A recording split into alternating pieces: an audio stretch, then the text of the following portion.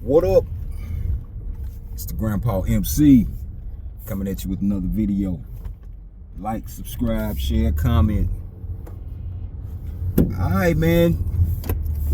Now, this one is going to be about Kobe, and it's relating to a video that I saw Sunday with Sports and Fitness Rants, Angry Old Hoops, and self-researched NBA facts.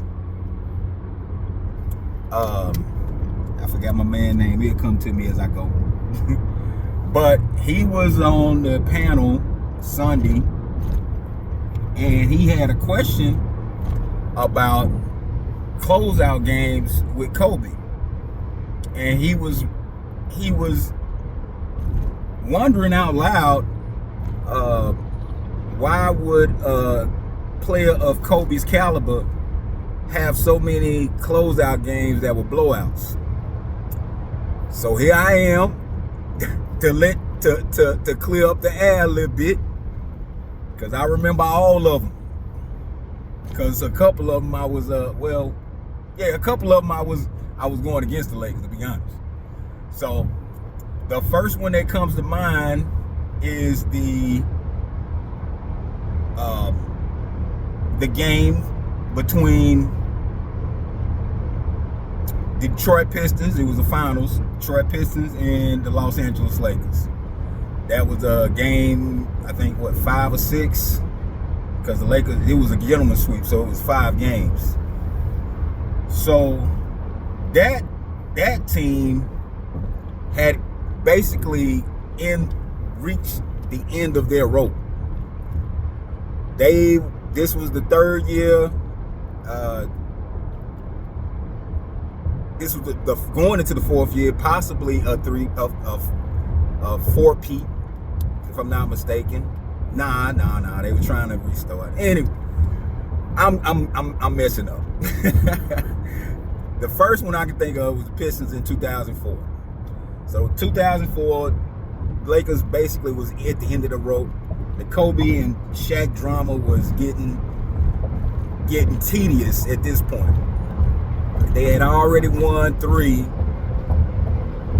and they were trying to go for a 4th. Yeah. So they were trying to go for I think they were trying to restart. Yeah, that's what it was. Because who won the title in 2004? I can't remember right now. Oh, the Pistons won in 2004. So it was 2004 was when they lost to the Lakers, and Kobe was shooting a lot. That was one theme. Shaq had went into his normal mode of being there but not being there when he's about to get closed out. And Karl Malone got hurt. Karl Malone was hurt, I think, for that series. I know he hurt himself. I'm pretty sure it was like the series before, because he hurt his knee. But that was a big blow, and basically the mental fortitude wasn't there for the Lakers. That was basically just the end of the rope with Kobe and Shaq. And if I'm not mistaken, Shaq was on his way that summer. So the second one was 2003, when they were trying to 3-peat and the Spurs beat them. Damn, I remember that too. That was the game where Kobe and Derek Fisher was crying on the bench. Basically, the San Antonio Spurs had their number for that series. That was, and again, the Kobe and Shaq drama cannot be understated, because every year they came back with, Kobe and Shaq having problems, this, that, and other. Like, it was every year, even when they won, it was ridiculous. But the second one was the San Antonio blowout in the closeout game. In the conference finals, or it might have been the semi-conference, one of the two. the third one, when they played Dallas in 2011, and that was the end of the Kobe dynasty. That was the end of the Kobe dynasty. Now, it was getting to the end of the road for that team, because one, the failed trade for Chris Paul went through. Lamar Odom felt he couldn't recover, and he had to come back, so that put a bad theme over the team that year. And Andrew Bynum was getting to become a problem. Andrew Bynum, he was trying to get the same clout that Kobe had. He went down the shots too, because he was starting to take a lot of threes, and he was becoming a head case. And that led up to the JJ Barrera flagrant foul in that closeout game. It was just the end. They had reached their limit. But I mean, the main thing that knocked them down was the Chris Paul failed trade, because that threw off the chemistry when it didn't go through, and them guys had to come back. That was that one.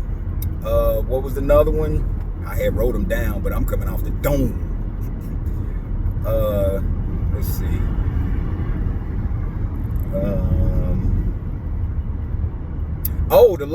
The Lakers and the Celtics. The finals. I mean, they just couldn't hold back they couldn't hold back the water on that one. That it was coming. I mean, it was like almost every game they were. Well, the Celtics was really pushing. I'll say that much. The Celtics was really pushing, and it seemed like the Lakers just didn't have no answers. And that was the team with Bynum and Gasol. KG was treating Gasol like he stole something. He was whooping. KG was whooping Gasol. That was the first time Gasol looked inept, because KG was just too physical and had way too much energy, and that was that. They just couldn't hold back the bum rush. I think that was all of them. Yeah, that was all of them. Unless I missed something, which I could. Yeah, coming straight off the dome. But yeah, man, I'm a tag him or something so he can hear. Maybe he'll look at it, maybe he won't. But like I said before, you can take everything I say to the bank.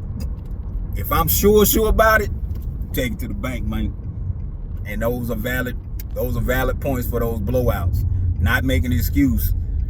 That might be speaking more about, when it goes bad for Kobe, it just goes bad. Again, Kobe, with all his media savvy and intelligence, he did come out of high school, so sometimes he acted like that sometimes.